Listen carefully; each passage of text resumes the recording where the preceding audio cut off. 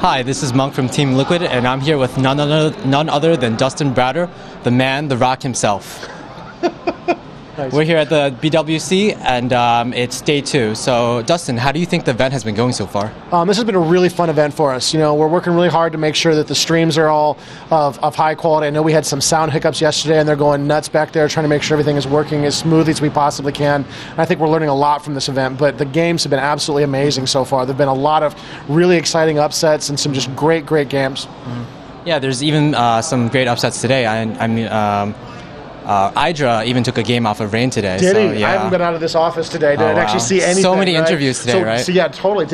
So it's just one game he got? Just one game. And I think he's losing the fourth game. Oh, so. I was really hopeful that he was going to do it. I didn't think it was ever possible, but then after yesterday's game where, you know, Rain lost to Baby Night. Baby Night, yeah. Right, I was like, oh, maybe this is possible, right? Like, maybe this could happen. Maybe EAIA could win. Maybe he could, right? So I was really geeked up at the possibility of a lot of these upsets, a lot of these uncertainties actually happening. You know, one of the things I think we're seeing here today, which we've already sort of felt for a while, which is just that these players that are the best in the world, everybody knows that MVP is the best, and he's 100% better than everybody else. And it's actually, I'm starting to feel like he's like 3 and 5% better than everybody else. That makes a difference. Yeah. It means he wins a lot more than everybody else. But you know, a little jet lag, he's having a bad day, he's not as focused. You can see a lot of upsets, and I think we're seeing some of that here today, just showing how committed and passionate so many of our players are out there about playing and being the best at StarCraft. Mm-hmm. So let's get into the nitty-gritty, right? Absolutely. All right. So there's a lot of complaints about balance and Heart of the Swarm right now, and the game's in sort of a flux, right? Totally. So one of the biggest things that people are worrying about is the PvZ matchup. Sure. In Wings or in Heart? In Wings right now. Right. Okay, so most of the beginning of this interview will be about Wings. Okay. Okay, so the first thing that we want to talk about is the infamous 2-base Immortal Sentry push. Sure. It's very similar to the 1-1-1 Marine Tank Banshee push in TVP, in that it's easy to execute, hard to defend, and even if you know it's coming, it's very hard. I'm open to that, but David and I have been watching a bunch of games on this issue. We had sort of a call to arms from our community. Said everybody's talking about this build. You got to, is it? And I'm like, wow, I've seen some games. Is this really that bad? And we started watching a bunch of games. I saw a bunch of games on GSL where it was absolutely blocked. We have balance problems in Wings, no question. I don't think this is that serious. I think this is a surprise for a lot of players. I'm seeing it defended more and more all the time. I think the key to defending it is the detection of it, having a presence in front of the enemy base, and forcing him to burn force fields as he moves across the map. And I've seen Zerg players do this, where they see that they realize they're being greedy. They're on their 3 base with no army, right? And the Protoss is going to punish them, which is legitimate. If you're going to be on 3 base with no army, maybe you get what you get, right? But what they're doing now is they're keeping some Zerglings out, not too many, right? And they're scouting as this army starts to come across the map. They start building the units and trying to force him to burn force fields, trying to force him to deal with him well away from the natural choke or the third choke or whatever is in the Zerg area that's going to give him this advantage with these force fields. And so I think it is absolutely counterable. I think we've got balance problems. I think that one is something that will shake out as the players. But I could be wrong. Like, we're open to being wrong about that, but right now I think that's not a huge concern for us. Yeah, I think one proof of what you're saying is that Parting, who was undefeated before with that build, he lost with it very recently in the GSL. Right. So the next question I have is more about mid-game PvZ. In Brood War, one of the biggest restriction for maps was that Protoss had to be able to forge fast expand. But in StarCraft 2, there's another map restriction that most people don't know about, and it's that Protoss has to be able to take a third very easily versus Zerg. And this is due to the Stefano-style 12-minute Roach max. Right. And unfortunately, because of that, maps that don't have certain features, such as narrow chokes or the ability to bounce back between the natural and third, they're not viable. Like Core Hall Compound, Dual Sight, they've all been phased out of the map. Metagame change, right? Yeah. Right. So this creates 2 problems. The first is that map design has this limits map design, so the maps are forced to be less creative than they could be. And the second problem is that because of this one build in one matchup, all maps have to be very similar in how they're laid out. Yeah, and three base aggression against three bases is less effective in all matchups. And this is one of the reasons that Zergs have been saying we have no other choice than to go Infestor Broodlord every game. So I'm wondering, does Blizzard see this as an issue, and how do you plan to address it? We totally do. I don't think we're going to be able to address it easily in Wings of Liberty, honestly. I think it's going to have to be a Heart of the Swarm fix. There's a bunch of new units and abilities that are coming to Heart of the Swarm that allow us to make these types of changes. And if we can see changes that we can port back into Wings of Liberty, small balance changes, that kind of stuff, or even big balance changes, we'd be happy to do it. But I do see that there's been 2 years of development and growth over the course of a little more than 2 years now, actually, of Wings of Liberty, right? And we've learned so much, and our players have taught us so much, and they've learned so much about the game. A lot of that knowledge is getting rolled forward into Heart of the Swarm, and I think we're going to start to have the tools possible to make those kinds of balance changes a little bit differently in that space. Okay. Well, let's move on to late game PvZ, and of course, there's the infamous Infestor Broodlord. So I have a lot of specific questions about specific parts of the strategy, but first I want to get your very brief general thoughts about Infestor Broodlord in PvZ specifically. I think the real problem is that Protoss don't really have a significant way to deal with Broodlord easily. I mean, there are units in play that could theoretically be used, but they're not really practical based on how they're balanced right now. We'd have to rebalance them substantially to make them work. You know, things like Void Ray, which was theoretically possible. It's just not, right? It's not going to happen because of the way that unit's been balanced. So I think we're seeing some counters to this now, and our smarter Protoss players are finding some things they can do, right? Like they're starting to use Warp Prism a lot more often to create raids to punish this slow-moving army, right? The Broodlords are the limiting factor on this. They can only move so fast. And so when you've got enough food tied up in Broodlords, just saying, well, okay, you're not going to be at your third or your fourth right now. Maybe I can punish you with a good Warp Prism drop in that space. And they're starting to make that possible, but I feel like this is something that the Zerg are going to learn to deal with, right? I feel like it's not necessary. I could be wrong, right? Maybe they can push it, and they've proven me wrong many times before. But I do feel like ultimately that is the core of the issue, which is forcing them into Mothership, which is forcing them into the Vortex and the Archon Toilet and all of that, right? Which is so funny for us at Blizzard because the Mothership was always balanced to be a goofy, fun unit that you'd use if you're in a 4v4 and woo, I built a Mothership, right? That was what it was going to be, right?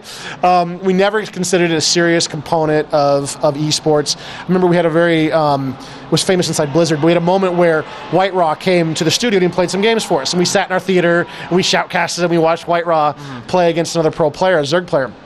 And he got annihilated. But for the fun of it, he built a Mothership for us in one game. And I remember giving him a hug after the game for trying to build a Mothership for me. But it wasn't practical for him at the time. It was a joke kind of move he made. And now we're seeing it all the time, right? So this was not really the intent of that unit. I'm not sure the balance holds up in that rule. So I think for Heart of the Swarm, we're going to redesign the Mothership again to push it into a space where it's not really meant for hardcore esports play, and at the same time providing units like the Tempest, which will give the Protoss a legitimate Broodlord counter they can use in a lot of situations when this come up, which will again force more diversity on the Zerg. And again, we got units like the Swarm Host and units like the Viper, which will again give the Zerg players options, improved Hydras, give the Zerg some options in Heart of the Swarm that again they don't have right now. They're right. I mean, Broodlord Infestor is effective. They should use a Broodlord Infestor. That's what works for them, right? But I think with changes to some of the units and addition of new units, we can break that up quite a bit. Okay. So let's go into more specifics about Broodlord Infestor. There was a Chinese interview you did yesterday with, I believe, s.163.com. Okay. And it was already translated on Team Liquid actually right now. And in that interview, you said specific changes to Infestors, or what you're planning to do with Infestors. Absolutely. Could you reiterate that right now? So there's a couple of things we're testing internally right now. It's very likely, I'm not promising, very likely we will try to get out a balance map within the next week or two, hopefully next week, which will test psionic immune for fungal growth. This will free up Ghost, this will free up High Templar, it'll also free up Archon, which I'm a little scared of, but it will, right? To see if that will allow some of these counters like EMP and feedback to be legitimate choices for Terrans and Protoss players to deal with Infestor. We're also going to test a projectile on fungal growth, which is something that we had in beta, if you remember, many years ago, when everybody told us the Infestor was terrible, would never be built. And we're like, oh no, that's a problem. Okay, we can get rid of the projectile, that'll make it easier to use, right? And so we did that, and now we're feeling like maybe that was something we can go back on. Now that people understand the infestor's dangerous, maybe we can come back on that and put the projectile back in, which will free up. It'll make the unit a little harder to use. Like, we've all experienced a slight miss with the EMP. It moves way fast, that projectile, but even then you kind of, I just missed a little bit, right? So the hope would be with the projectile. Again, I don't know if this is going to work. The hope would be with the projectile that, you've got your mutas, you're doing your harassment, you see the infestor approach, you book, you turn to run, the infestor throws the projectile, it catches 2 out of the 6 mutas, those 2 are dead, but the 4 get away. And it makes a muddier relationship there, so it's not as sharp a counter, so more skill comes into play, more options for players. Same thing would be for Phoenix, same thing for Stim Marines, could maybe dodge this a little bit, Blink Stalkers could maybe dodge it a little bit. So that's the hope, but we'll test that one in Swarm. That's a huge change, right? And it could be very disruptive to these guys who are playing in a tournament next week, right? So we'll test that in Swarm. We'll test the test map in Wings. We'll put together our heads, see what the community thinks of both changes, and try to find something that will work for this unit in Wings, and then we'll carry those changes forward into Swarm. We heard a lot of these changes you already mentioned in that translation article, and a lot of people in response to that interview were wondering why you chose units that were psionic to be immune instead of massive, because Ghosts and High Templar, they don't tend to be neuraled as often, while massive units tend to be more so. Sure. So that could be the right choice for sure. When we talked about that internally, we felt like the massive units, some of the massive units are already immune, right? Like Ultralists are already immune. Colossus, am I really going to run my Colossus when they're fungled and abandon the rest of my army? Probably not. I know it traps them for the Corruptor, so that might be a meaningful change. And I can definitely take that feedback and reconsider this direction. We felt like one of the reasons that you don't get to use Ghosts and High Templar in this matchup is because of fungal, right? I have to close on those infestors to do it, and if they get fungled, those High Templars are deader than dead, right? And Ghosts can cloak and try to get it. If they get fungled, it's all over, right? So we're feeling like the counters are potentially available, but they're really hard to use right now. And so players are just not using them. And so you say they never get fungled. Yeah, they don't get fungled because nobody builds them, because you shouldn't build them, because if you build them, you get fungled, right? So we're hopeful, and we'll see. We could be totally wrong. We're hopeful that if the fungal growth is not a threat to these units, that they could be a legitimate counter, and those are anti-caster counters. They are in play, so maybe it'll work. To be fair, honestly, I'm not convinced that we're done yet. I've been talking about it with David quite a bit. We're also very worried about infested Terran, right? Fungal is definitely part of the issue. Let's be real about infested Terran, right? We're seeing lots and lots of infested Terrans. Are there big changes in that? Are there even small changes to that? I'd really like to get back to the office and talk about it, because I feel like that's an area we should potentially be looking at this point. By the way, I misspoke. I said neuraled in Ghosts and Templar instead of the next thing is that Broodlord Infestor is supposed to be a slow-moving composition, and usually the disadvantages of a slow-moving composition are that they're bad in base trades. But the problem we're seeing is that Zergs are just abandoning their bases, uprooting spines and spores, and walking the spines and spores with their army. And the creep spread's enough, right? Right. Do you see this as a problem, or how do you? And if you do, how do you intend to fix it? I feel like the core problem is more that these races don't have strong counters to these units, and fungal's too powerful, and maybe infested Terran's too powerful. I don't think we want to get rid of creep spread. I don't think we want to change the Zerg's ability to move their defenses around. This has been too critical for them to defend themselves from a variety of threats, especially the spore crawlers, which are necessary to defend against some types of early air aggression. You may not see those much now, but if you think back 6 months or a year, these were real, right? And the reason these aren't as dangerous as they were is because this mobility is possible. So I feel like we can solve these issues in other ways, but it's something worth talking about and worth looking at it for sure.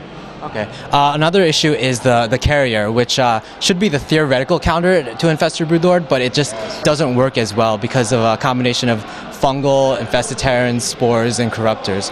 Do you plan any changes in Wings of Liberty with the carrier? Maybe. We can certainly look at that. We've talked about that in the past. We talked about doing weird things like making interceptors immune to fungal, which I could certainly see doing, even though it's a weird rule, but we could do it, right? we can certainly talk about that some more as an option. We have been more focused on Tempest as being the legitimate choice for this, but I can see the need for the next few months for players who are still playing wings to have counters in play. We'll certainly see if these changes to fungal don't make a difference. That's definitely an option for us. Okay. I do think, though, that corruptors are so strong, right, that I don't know that the infestor's the problem here. I think corruptors might be the problem, and we can certainly look at that as well. Okay. Do you have anything else about PVZ that you would like to mention before we move on? No, I think that covers most of it. We've got some issues and challenges there. We're still seeing fairly decent win ratios across ladder and at the highest level of play. So this feels mostly about a specific timing. Like if this occurs, the game gets boring and dumb, which is totally fair. So we got to be very careful in here, because if we do too much damage, we might suddenly see Zergs not getting wins anymore. The ratios go bad. So I do understand that our players are desperate for us to make big changes, and I am sorry that we're going to have to make some more deliberate choices. We're going to have to be very precise, very strategic about this, and not go crazy and just wreck the matchup, because we could do a lot of damage in here. We know that very small changes at this point can make huge differences to the play experience. So I do feel everyone's sense for urgency, but we are going to try to be cautious and deliberate so as not to damage a lot that's going on in the pro scene.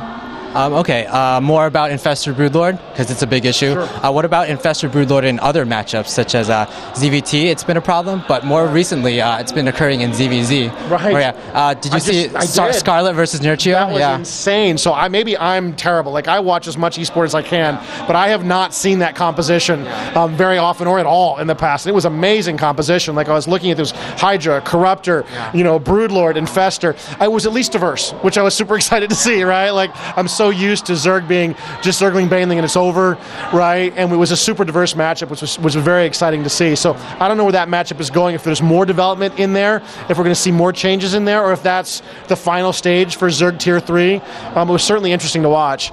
I can't imagine that Ultra would add anything to that. I think the Broodlords would wreck them, but at least the Ultra would be immune to the Infestor, which would be interesting to see if that would make a difference. Yeah, a lot of my high-level Zerg friends say that it's been occurring a lot in ladder play. Interesting. And the funniest thing about it is that because Zerg usually upgrade range and armor on their units, the Broodlings are 0-3 upgraded, and they never kill each other. Right, so it's just this horrible battle. Yeah, it was absolutely nuts to watch that matchup. Okay, so moving on to less about balance and more about design.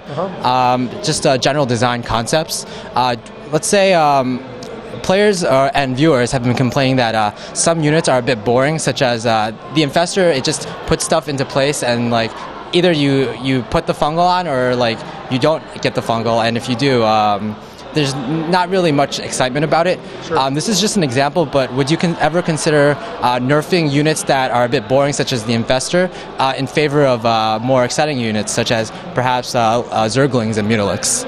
So you mean if we feel like a unit is damaging to the game or boring to the game, we deprecate it through nerfs, right? So it's not really part of the matchup anymore. You can use it, but you shouldn't.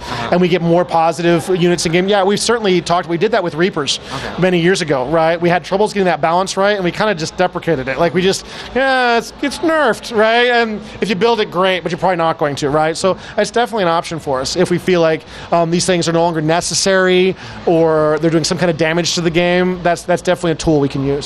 Okay. The next thing about designs is that some people feel that there are some aspects of the game which are very unforgiving for players.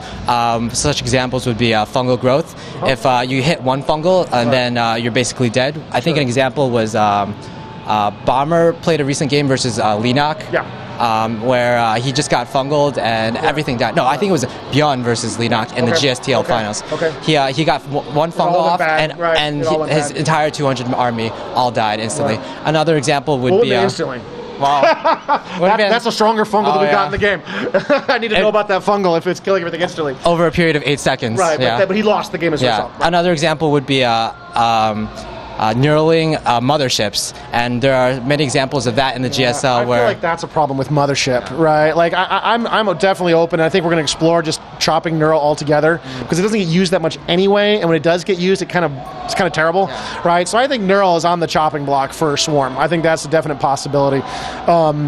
But yeah, I mean, it's definitely something we can take a look at, right, and see how those goes. Like, well, again, the projectile for fungal growth will hopefully mean you just don't hit as much, right, and it's got a little bit more tension. And we've talked frequently about slowing units instead of stopping them.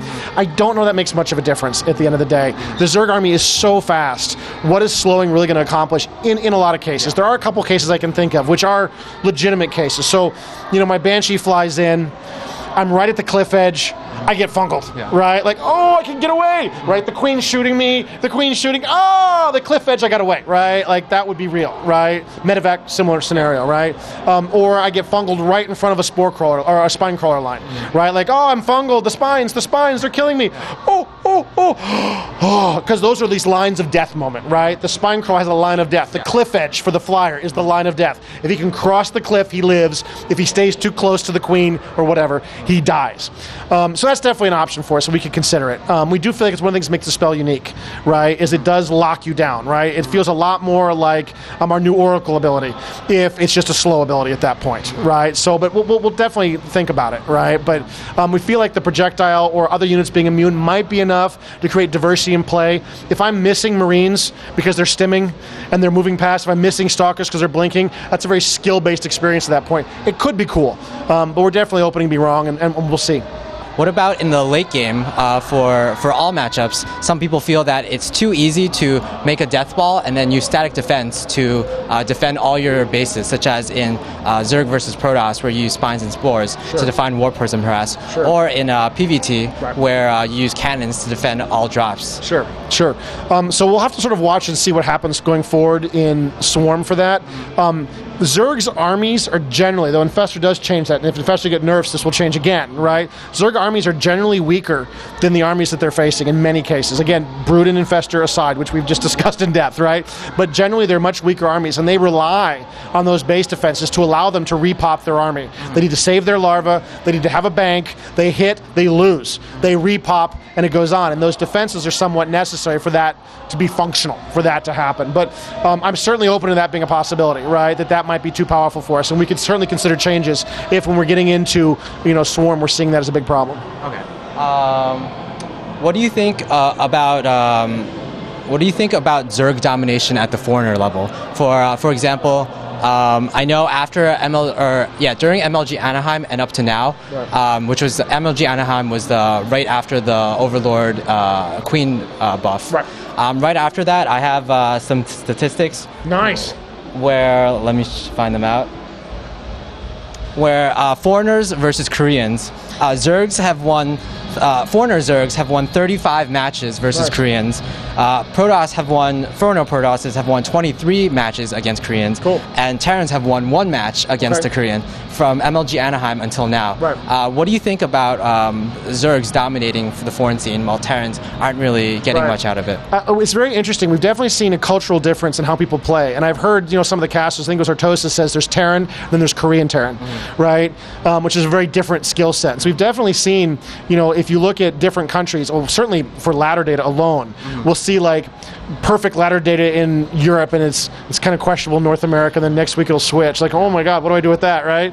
We've definitely seen very powerful Zerg everywhere except Korea for a long time, where Terran was incredibly dominant for a long time. So honestly, I'm not sure what to make of this right now. Like, I'm not sure that we're seeing an equal distribution of skill level across all of the regions. And I'm hoping with events like this and with more and more esports events that we start to see more interplay between these various cultures, and we start to see a more consistent level of play. We start to see it's not Terran and Korean Terran, it's just Terran, right? But yeah, it's definitely an interesting stat, and it's definitely an interesting concern. I'm not sure what to do with that information yet. 2 follow-up questions to that. One is this tournament, BWC, obviously has a lot of Zergs and Protosses. Why do you think that is? What can you attribute that to? And are you happy about it, or?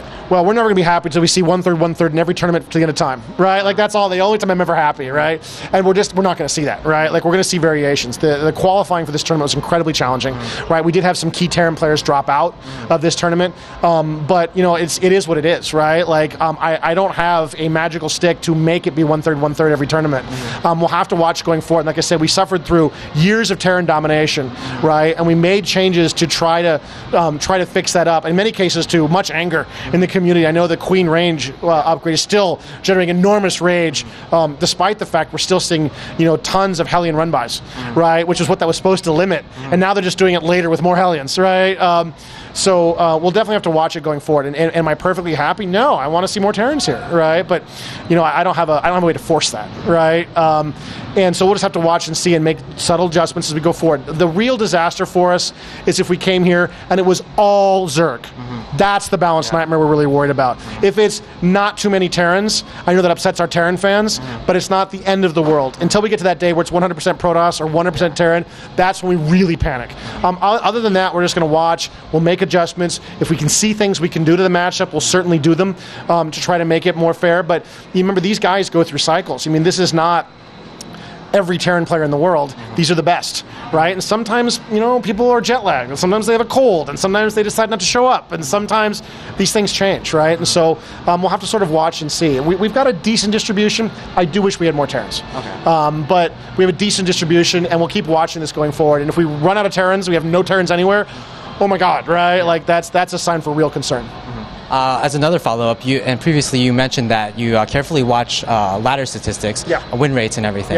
But as an example, in the tournament WCS Asia, for the broadcasted games at least, in PVZs, 100% of the time when Protoss went Immortal Sentry, they won. This is out of a sample size of about 7 or 8 games.